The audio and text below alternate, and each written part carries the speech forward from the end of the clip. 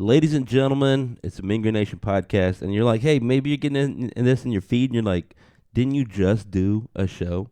But I prepared you. I told you today we were gonna have a couple. It's a double dip, special time. So that's what we're doing.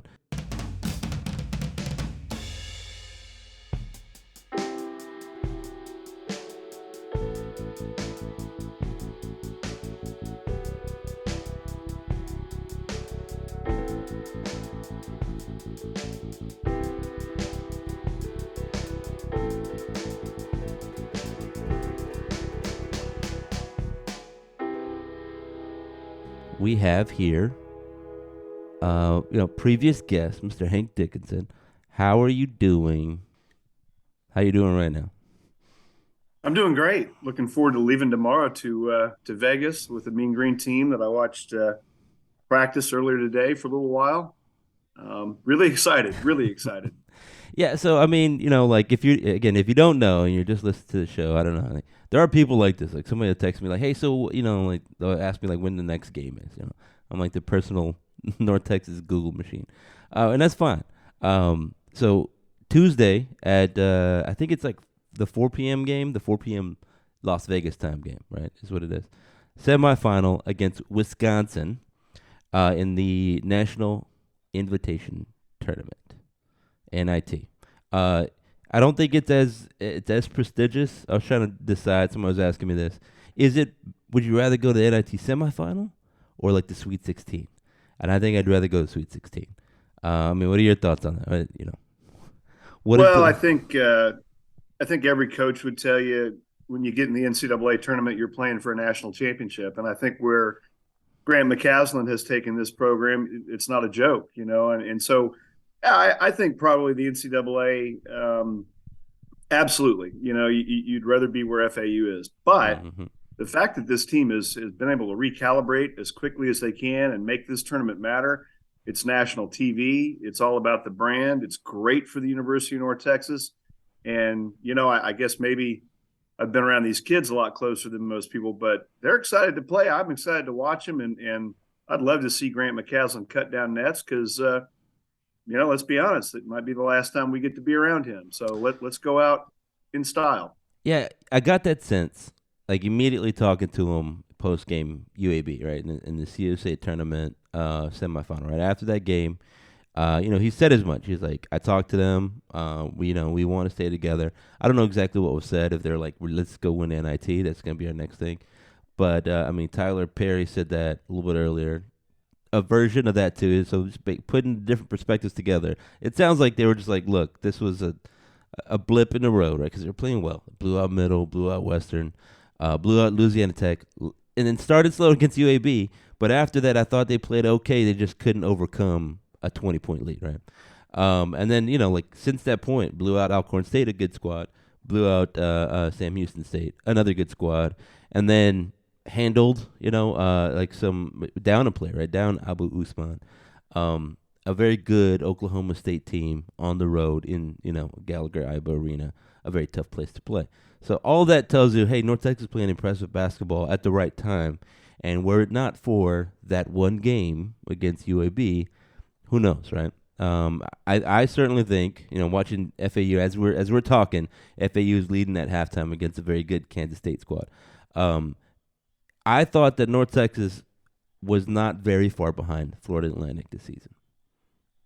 No, and people forget we played them twice early in the year. The first game was in December, the second was early January, and so the way the Mean Green looks now is a lot different than it did in those two matchups. And I think we were very, very reliant on Abu Usman. You remember Mm-hmm. game at home, foul trouble. That game's pretty much in the balance and really, really shaky once Abu fouls out.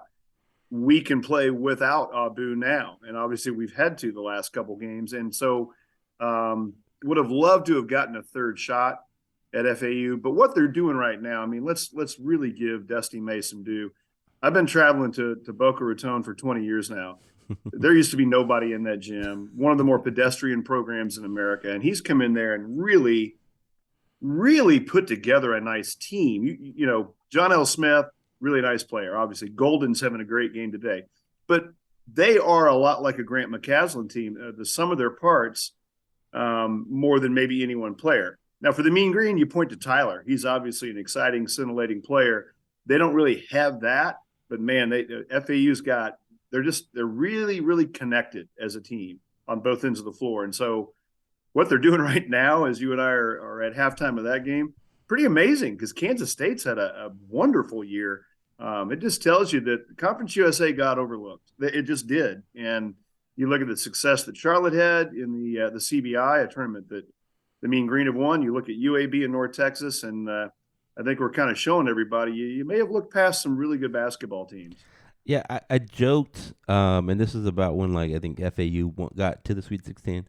I was like, well, looks like maybe Conference USA is going to win all the postseason tournaments, and a couple of upsets later, it's looking a little bit more likely.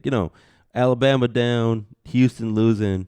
That yes, I had a good feeling about FAU versus Tennessee, and then against this Kansas State squad. I don't know that it's a ridiculous thing to say. Oh yeah, FAU national champs. That's not. If you've watched them play, if you're watching them play right now, that's not something where you're like, okay, you're not a serious person, right? Someone's like, oh yeah, I can kind of see that happening.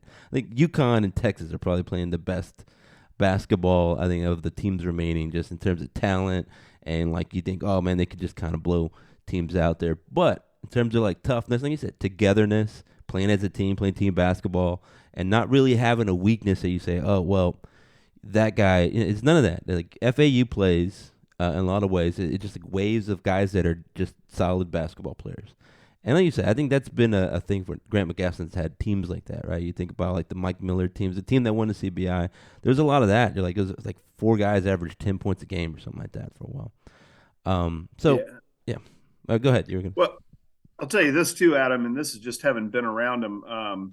Mac's a very demanding coach. He's a very rewarding coach, but he's become a little bit different creature around these kids when you get to this point in the season because he knows it's a reward to still be playing this late. And so I don't think any of the focus is lacking. I don't think any of the intensity has dropped down, but there's a little more lightheartedness with these teams behind the scenes now than I saw, early January into February.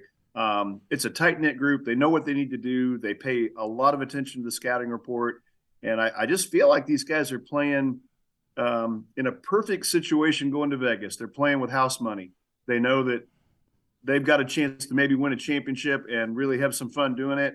And there's not a whole lot at stake other than just them doing what they know they need to do. There's not a lot of pressure. It's a lot of fun right now. And I think the Mean Green fans that traveled up to Stillwater, I think they felt that. They're out in the lobby after the game, a lot of them with the players and the coaches. It's a very cool time to be around this team. And probably in the NCAA, the pressure might be, force a much different scene. So, enjoy the NIT for what it is. It's a cool situation. Yeah, I was talking. I think some of that is maybe, and this is maybe a sign of a great coach, is that you give them what they need, right? If you're like, this team needs motivation, and for lack of a better term, just like a hard ass, I'm gonna be, and then now they're like, they need somebody with a light touch, with a joke, with put your arm around them like that because they have enough pressure on themselves. And I think the best coaches don't just have one way to coach their teams. And like I said, I'm not there every day. I'm not in practice. He's not coaching me up, so I can't tell you firsthand. But from everything I've seen, from what I've heard, you get that sense there, and I can see. And we'll talk a little bit about it because I think it's a thing. You can see why Grant McCasland has been sought after in each of the last 3 off seasons at varying levels of seriousness, and I think this one is the most serious. Everybody who pretends to be an insider or is an insider is like, oh yeah, it looks like Texas Tech gonna take the guy. Without being an insider, I don't know anything. It does make sense. Texas Tech is one of the open jobs right now, and there's no obvious candidate. You got Texas still open, but I think Rodney Terry is kind of actively interviewing for that job by winning games. Every other place has kind of filled their spot or talking to people. It looks like Texas Tech is waiting on a guy. And who could they be waiting on?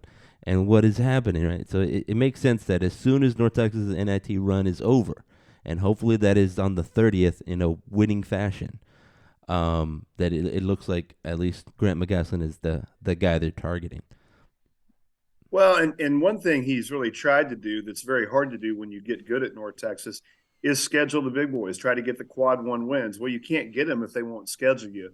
Now, you have a chance to beat an Oklahoma State that probably wouldn't have played you otherwise. Now you've got a chance to be on national TV against a Big Ten team in Wisconsin that you've never played in school history, but it's a Big Ten, very well-known team, very reliable 20-win winner. So he's getting a chance to show people, if you'd let me do this all the time, I'm capable of winning. If he goes to the Big 12, and goes to Texas Tech, if that's how it plays out, he'll have a chance to do that on a regular basis. And I think I saw this during the Johnny Jones era. The second you beat some people and the second you become a good home team, it becomes very difficult to get the games you want. And you've got to be very creative and very selective in the games that you can get, and hope that you're getting a team at a good time. But I love the way Grant has never been afraid to put a schedule together that would challenge you early to make you better late. And we've seen it certainly the last 3 years. Losses early are learning experiences, and they're not devastating. They're benefactors that you look back on now. And that's the sign of a really good coach with an excellent staff that knows exactly what they're doing from start to finish. Yeah, that's one of the things that I think everybody's excited about, going into the American, right? You're losing Houston, you're losing like Cincinnati, a couple of those other squads, but you keep a Memphis, a very good team, usually consistently, right? I think Wichita State has been very good in years past, and they just hired a new coach. And then, you're staying in the league with FAU, right?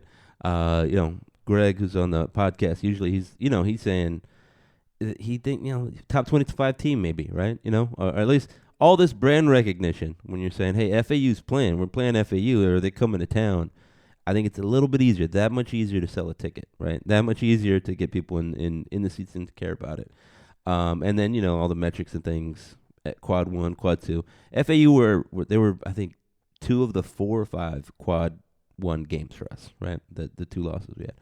And that's kind of it. So adding a few more, I think that's good. Now here's hoping, like whatever McCasland chooses to do, stay or go. I think he's making a decision best for his family, and I don't begrudge him either way.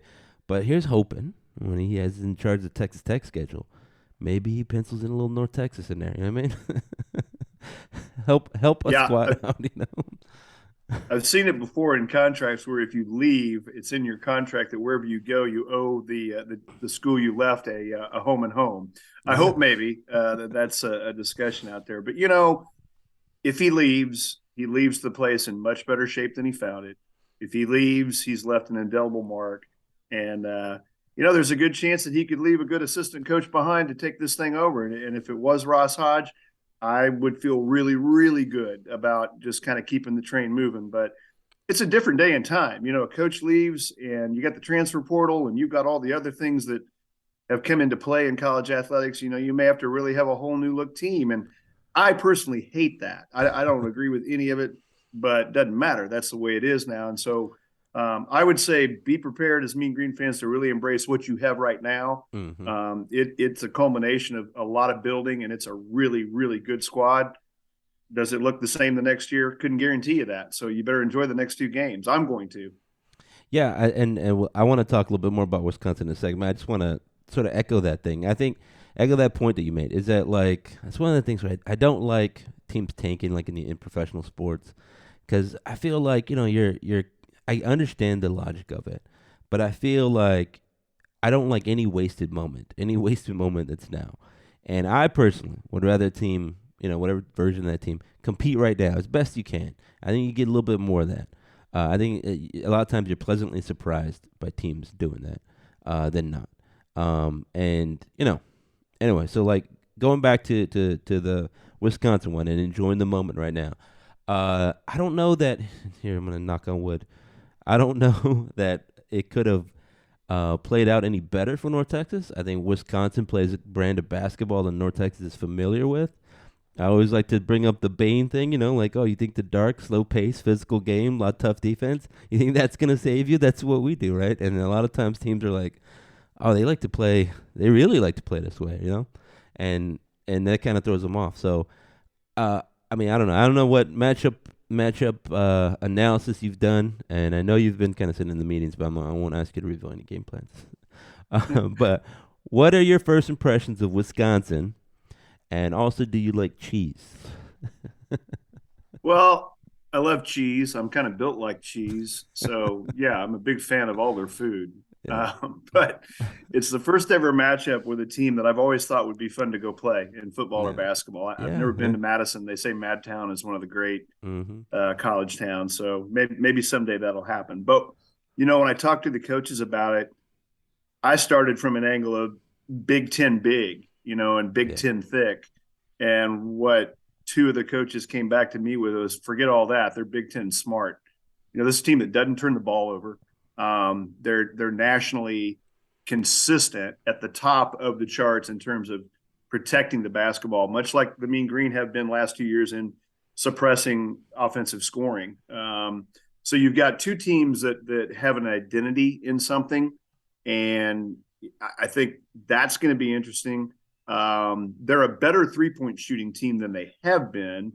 We've been a pretty good defensive 3-point defensive team.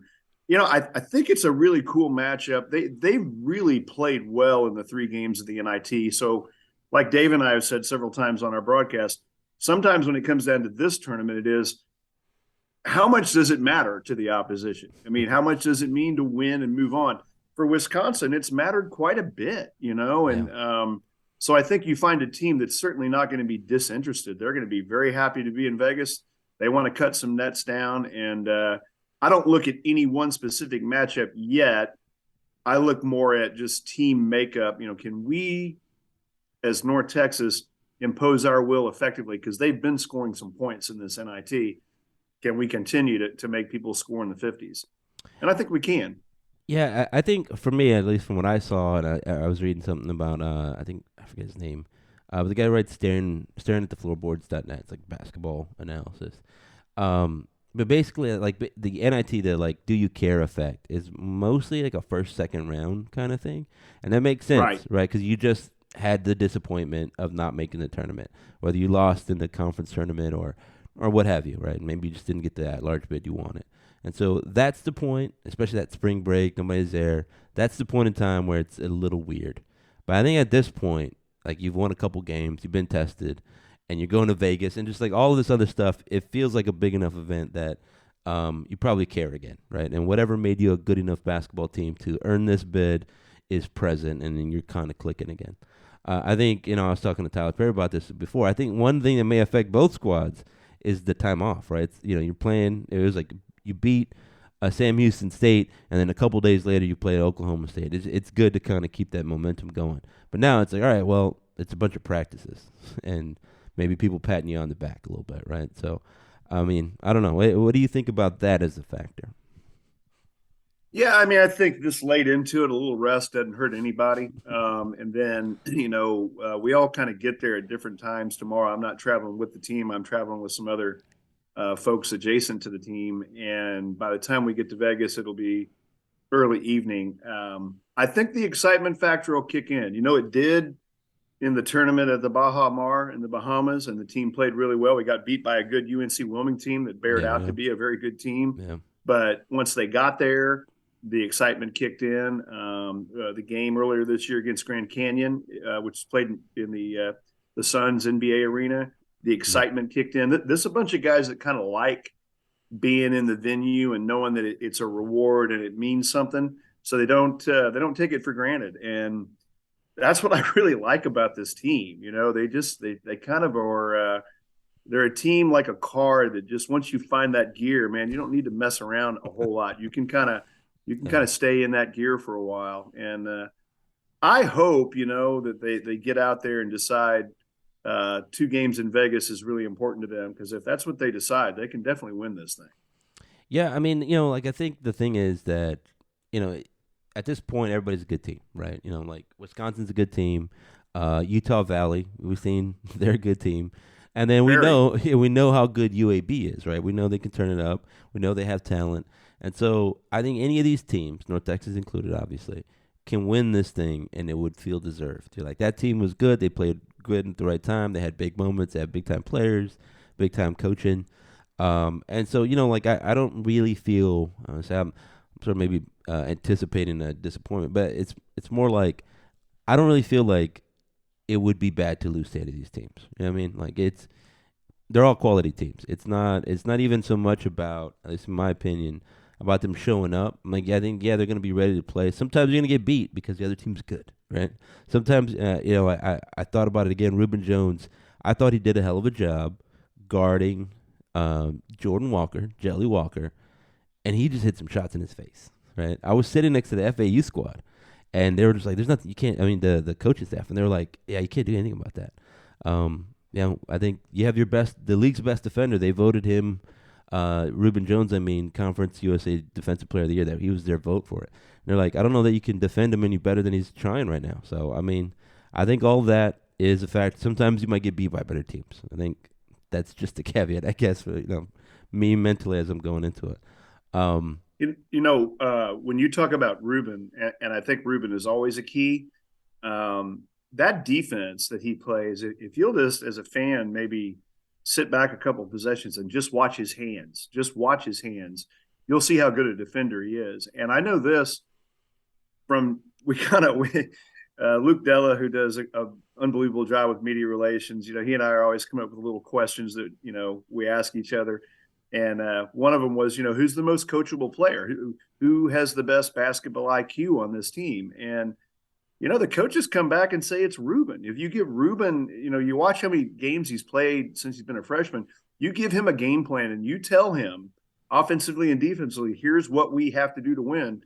Ruben will do as good a job as executing on both ends of the floor. Now, he's had some turnover problems. I think he speeds himself up sometimes when he gets the ball in the open court. But, man, I mean, he's got a 42-inch running vertical leap. He's an unbelievable athlete. And when Ruben's playing at a high level, he's really fun to watch. Yeah, I'd love to see him get another matchup with Jelly. I really would. I think he played well the first time, like you said, but Jelly was on, no doubt. I think a final game in the championship, if you got UAB, would be great. Now, my partner Dave Barnett says no, don't want to see him again. Let's just get there and play Utah Valley. The only danger with that is Utah Valley is really good, but probably people don't appreciate them because that's a real new name in college basketball. A lot of people have no idea who they are, but I've been impressed with them. Yeah, I think when I first saw it, someone was like, "Oh yeah, Utah," and I was like, "I don't know that Utah's in." And I had to look at it again. Oh, Utah Valley. Okay, now where is that again? Get my Wikipedia out. All right, so I don't want to keep you too long, but I'm keeping. No, an eye on the I'm clock. good. All right. We do have a second half to watch, though. Yeah, I'm keeping an eye on that one. This kid. I am too. Yeah, Noel's out here throwing ridiculous passes, and so if you hear me shout, if you watch me, and I'm like, oh my god, I throw the microphone. That's why. So talking about it, personally, I would like to see it's a little bit storybook moment for North Texas to have been eliminated from the Conference USA tournament by UAB to get a little revenge against them in the NIT. I feel like that's just a little poetic justice, and it's kind of the thing we wanted to see. A couple years ago when North Texas was eliminated by Louisiana Tech, we wanted to see all season long UAB versus North Texas in the tournament. We didn't get to see that matchup. Very good North Texas squad against a very good UAB squad. And I think this year, I wanted Florida Atlantic again, but whatever. So I think that's what I'm excited about. But obviously, whoever comes out of that one, I want North Texas to beat them because I want North Texas to win the NIT tournament. Look at me, biased reporter over here. All right, so as far as have you seen the venue? Was it the Orleans Arena? It's not a real big arena, and I don't know how many total tickets have been sold, but a lot of the good seats are already spoken for now. Maybe those are block tickets that won't end up being full, but I think it should be pretty cool.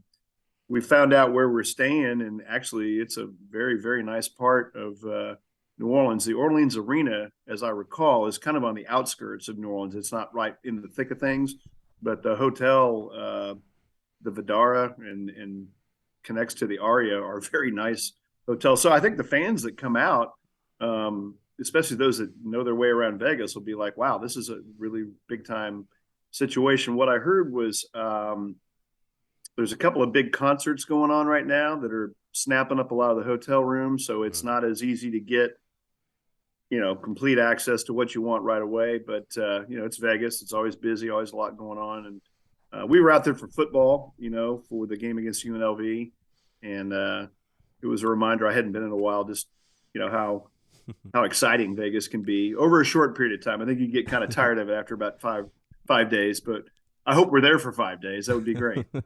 Yeah, I think I've been there a couple times, right? Like I think once for a wedding, once for just visiting, once to visit family, just like little things, different reasons to go there. And like you're right, it's fun to go do some of that, but I think a lot of that can probably wear on you again. It's a lot of lights. It's like being at a party too long. You're like, I gotta go home. I can't be here anymore. Yeah, so like you're right. The Orleans Arena Casino and Hotel is a little bit. I think it's technically in Paradise, Nevada, and then the Strip, but it's like an 8-minute drive. It's like right there. It's all kind of right there.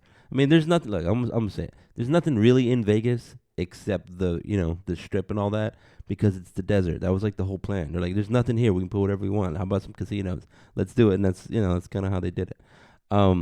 So they're very good at separating you from your money and making you feel good about that. I don't know that they're very good at that. Like, man, I just lost $3,000. Isn't that crazy? I had such a great time. Such a great time. They're experts at that. I'll steer clear of a lot of that, and hopefully spend more time in the film room and the behind the scenes with the team. It's been honestly so much fun to see the inner workings of Grant McCasland and Ross Hodge and Matt Breyer and the whole staff that I'm just really looking forward to another couple of opportunities. When it ends, it ends. But, if you go back to the beginning and you look at what has been accomplished, that improbable CBI run his first year was a blast. And it ended up, I think, really energizing some people that hadn't been to Mean Green basketball in a while. The pandemic came in and really robbed a lot of consumption of some of the best basketball North Texas has ever played. That 2020 team was exceptional. And then luckily the 21 team comes back and backs it up and is able to get to the NCAA tournament, but only a handful of fans really got to experience, the upset of Purdue. It'll always be a sore spot with me that because of the pandemic, we couldn't go and broadcast it in person. We called it on a monitor. And yet huge success. And then you just look at the last couple of years and this is a tournament we would have dreamed of going to for a number of years. Now you're almost disappointed it's not the NCAA, and yet you're playing for an NIT championship. So I just think this has been a terrific, really terrific run with great kids, great coaches, a lot of success. And if it does kind of come to an end with Grant moving on, I just hope it's a celebration in Vegas. I really do. It'd be great for him and great for our fan base. So you're saying all that with that kind of tone, that very wistful tone, like I can hear the Sarah McLachlan in the background, Please, no. But I mean, I think that's a good way to look at it all the time, right? You always got to appreciate now because you don't know it's going to change, right? Next year it's going to be a different group of guys out there, and they might not be as cohesive, right?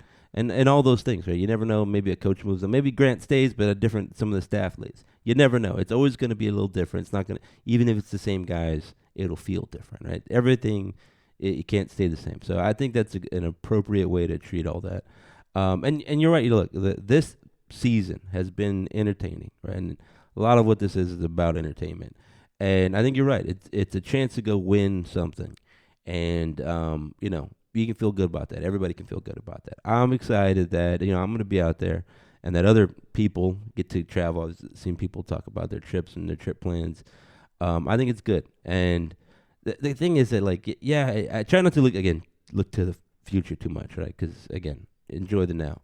But this is the kind of thing you build on, right? It's those small bowl trips that you're enthralled with and excited about, so you can build on the next one, right? I mean, there was a time when North Texas wasn't going to any bowls there for a long, long time, and then they win one. That was great. And you're right, after a while you're like, oh, another bowl. You can feel it. It's kind of silly. Remember when we were excited about bowls, and now we're all sad about it? Isn't that weird? So I think you need a little bit of a balance there. So I guess what I would say is what are your predictions Can you give predictions? I know you're calling the game. I know about what happens. Like, do they come out strong? We'll be very generic about it. No, I mean, I feel really good about the matchup only because um, it looks like a team that could play into what North Texas does well. I think it's always important when you're on a neutral site to establish your identity early, and that falling behind against UAB in Frisco was a very off script for the Mean Green, Mm-hmm.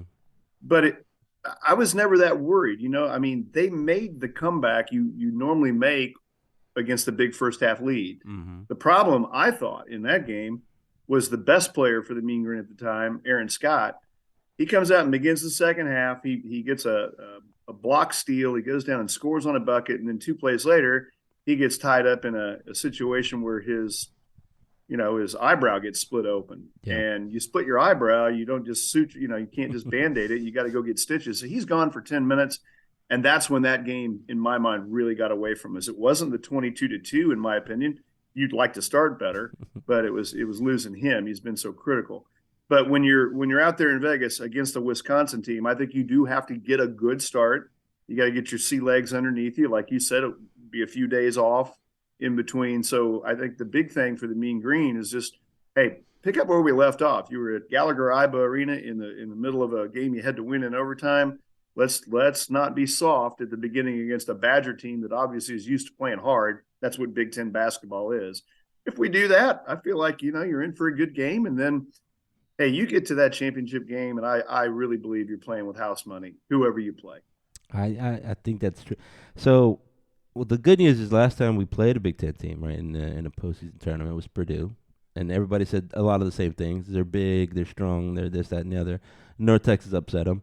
I think you're right about like kind of starting out and playing the way you can play. I think you don't. Again, every team is good. You don't get a lot of room for error. You don't get a lot of second chances. You might not even get, the first second chance, so to speak, right? That I think a lot of it just playing within themselves and doing what they can do. And I mean, I think it's Aaron Scott getting the ball to Tyler Perry, everybody attacking and paying attention to the details. And Max says that all the time. And there's a podcast today, I think. Thomas Bell, Zach Simmons were talking on like the Bristol Flyers podcast. And they were talking about their time at North Texas, saying, "Yeah, Grant McCasland basketball, like paying attention to details. That's what we do. We sweat the details." And so I'm not really worried about that. I think a lot of it is just sort of reacting to the moment, right? That call goes your way, calls goes against you. You have to stick to the details, and they're very good at doing that. So I feel good about this whole week, and I feel good about a win, lose, or draw. I think they're going to give a good performance, a good account of themselves, no matter what happens. So. Hey, and it's great to hear you say names like Zach Simmons, Thomas Bell. Zach Simmons, had he wanted to utilize the extra year, which he could have, he would have really entrenched himself in the top 3 in almost every category that any power forward center could have. I think Thomas Bell is one of the best players, maybe one of the best athletes, regardless of sport, that North Texas has ever had. And again, a guy that was not recruited by anybody else, had to be found and brought here, and then a total Swiss Army knife. I mean, he could fix a lot of games for you on the floor because he could play so many positions, and probably have missed him in some games this year where in the few games where we've had some trouble maybe figuring out what was going on, wrong, Thomas could fix it for you. Thomas and Mac together could huddle up and get it going. So great players. And then Javion Hamlet, followed by Tyler Perry. I mean, if you can't really understand the quality of kids that have come here that nobody else offered, and they had no Division I offers. Yeah, Kai Huntsberry, no Division I offers. What a huge addition he's been. So there's a lot of great things going on other than just X's and O's. And I guess I'm kind of curious. I haven't heard it yet, but how was Tyler today when you talked to him? Did he sound excited? Yeah, he said he's excited to play. I mean, he said he doesn't like the week off, right? I mean, and that makes sense. He said he'd rather keep it going and just, maybe a day or two off. Everybody needs some rest, but he kind of gets stir crazy. He wants to go play basketball. And, I mean, it makes sense, right? You're in it. You want to play it. What was I going to say? I think, you're mentioning these guys, and I had talked to Grant McCasland before this season. like you got your Thomas Bell, and that sort of turns into Aaron Scott because Aaron Scott does a lot of that now. And I mean, no slight on Thomas Bell because I think he was very good and maybe better in certain other ways. But like Aaron Scott has more 3-point range, more consistent 3-point range than your Thomas Bell. But I think there are a lot of that. That's part of building a program where it's not just pulling up some film from some other program, some other school. You can say, hey, look at this guy, number 13, played here. This is what he did.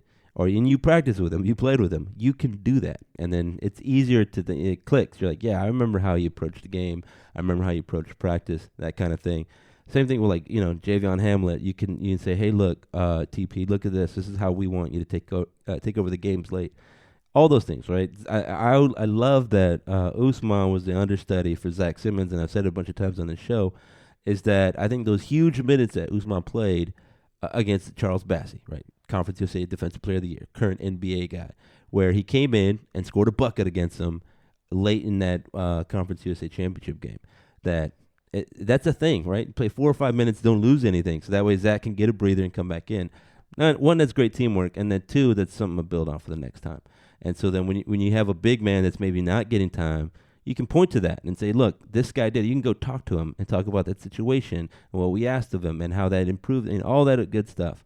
It makes your program better when you have in-house examples or in-program examples kind of deal. So I love all that stuff. Well, and to that point, I know we're probably running out of time, but the other guy who's come a long way since February 8th, I think, was the UAB game.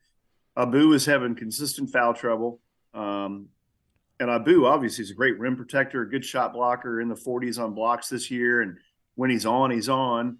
But Mulai Sissoko was a guy we really kept kind of looking at going, well, great kid, interesting story, wonderful kid to talk to, big, but we're really not seeing him much. And from that game on, not only have we seen him a lot, he doesn't make any mistakes. He may not do anything that just you're like, whoa. Yeah. But you know what? At the end of the day, you're like, whoa, this guy actually is incredibly solid. And 15 rebounds the other night to advance you to Vegas. If you didn't love what Mulai has been able to do, then yeah, it's that understudy thing.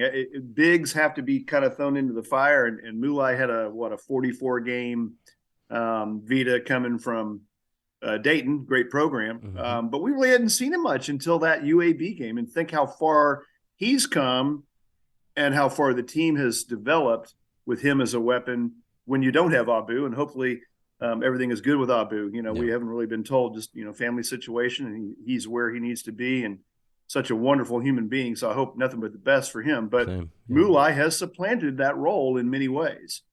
Yeah, and I think that was the thing because there was a lot of like fan criticism, like what's going on with this guy? And he's supposed to be the backup big.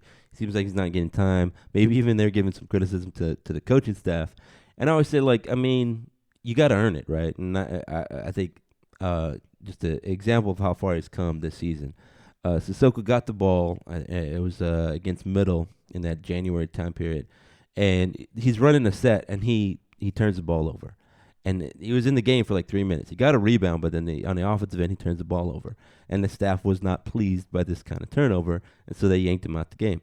I said, like, when you're the backup guy, you're not going to get 15 minutes to figure out things. You got to come in and play, and you got to come in and perform. And then that 2 minutes turns to 5 minutes, turns to 7, turns to whatever it is, right? And to his credit, he did it. He started earning his minutes. And where he was getting about half, it was about half and half.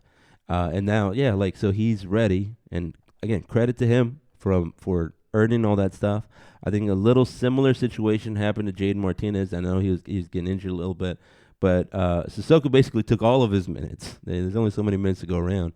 But I said this on the show too. Hey, look, it's the same deal. Like Martinez he has to be ready. He's gonna get 2 minutes. You gotta star in that 2 minutes in your role. Do the whole thing. I thought he's played well. I thought he had a great, about 10 minutes against Oklahoma State. He scored 5 in the second half on like 3 shots. That's exactly what. And one of those shots was like a hand grenade where they're like, hey, 3 seconds, they threw it at him. And, you can't do anything with that. So that was not a bad shot. That just whatever. But on the ones he had, he's catching, he's ready to shoot. He knocked down a 3-pointer. He had 5 points in the second half. That's it. That's exactly what you need. So, I mean, all of that is just supporting exactly what you said. I think it's been big time. Well, there's only a handful of kids out there that have scored over 1,300 points, pulled down 700 or more rebounds, 150 or more made threes, 100 steals. And that's what Jaden Martinez is. So you tend to forget, even though he missed some time with a bad back, Mm-hmm. this is a guy that's played in a lot of games, produced in a lot of games. And so he was brought in from New Hampshire as a guy that had that on his resume. And you don't see it every game, but man, there's games where you know he can do it. Yeah. Same thing with Tyree Eady. You know, his numbers are not huge, and yet his defensive consistency has been, I would say, superlative. It's really been good. You tend to lose sight that, well, he may not be scoring a lot, but he's doing that. He's playing with a bad hand right now, but there's another guy, you know, he played in 4 straight Summit League championship games. He's used to postseason pressure. He's a 6-year guy, and he's just really mature. So some of these new guys that were brought in to fit into the locker room not only are wonderful kids, young men that did fit into the locker room, but they've got plenty of time over the course of the season where they've been a big part of wins. Yeah. And that's what you love now that you've got 2 games left and you're in a championship situation, that they're going to have good moments because it's too much a part of their DNA at this point. Yeah, I always think like back to the NBA, and I guess I'm getting older now. My first thoughts are like the '90s Bulls and stuff. But like I was thinking about some of those teams, right? Like Ron Harper, he used to score 20 points a game, and then he went to the Bulls, and he was like, "Well, I'm going to be a defensive first guy. I'm gonna score my 9 points a game because Mike Jordan's going to be the number one." And then I think about the Spurs. I grew up a Spurs fan, right? Like Tony Parker could have averaged 25 a game. Tim Duncan could have averaged 27 a game. Ginobili could average 20. And everybody kind of says, you know what, I'm going to take a step back to do that. And, you're talking about these guys that have had success at programs. They could have stayed there and said, you know what, I really want to average 15, 16 a game over here, take all the shots. But they're like, no, let me go to this winning program and they're going to ask me to rebound and play defense, right? There's not a lot of glory on rebounding and playing defense, right? There's not a lot of clips on social media. They're like, look at him blocking out. You know what I mean? Look at him getting in the passing lane, but just deterring the pass from even being attempted. But that is winning basketball, right? And I appreciate that. Edie's been great defensively. I think Martinez has been asked to do a lot of big man stuff, and he's not that big. And I think I think they've excelled in their roles. And like you said, they have the ability to play a little bit beyond that. They could, if we had to and say, hey, go score points for us, they probably could. But obviously, we got Kai for that. We got Tyler Perry for that. And a little bit Aaron Scott. So, yeah, I think it's us praising the team all the time. Round of applause. Well, I think, to your point, some of those things that not everybody else is going to celebrate, this team does celebrate. So Yeah.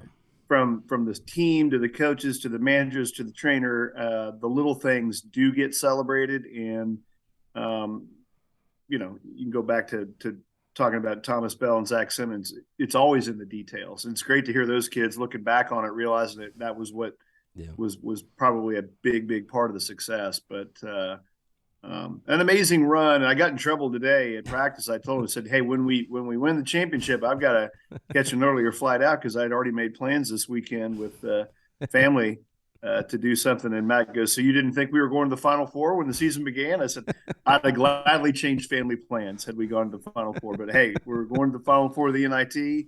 It's wonderful for the university, but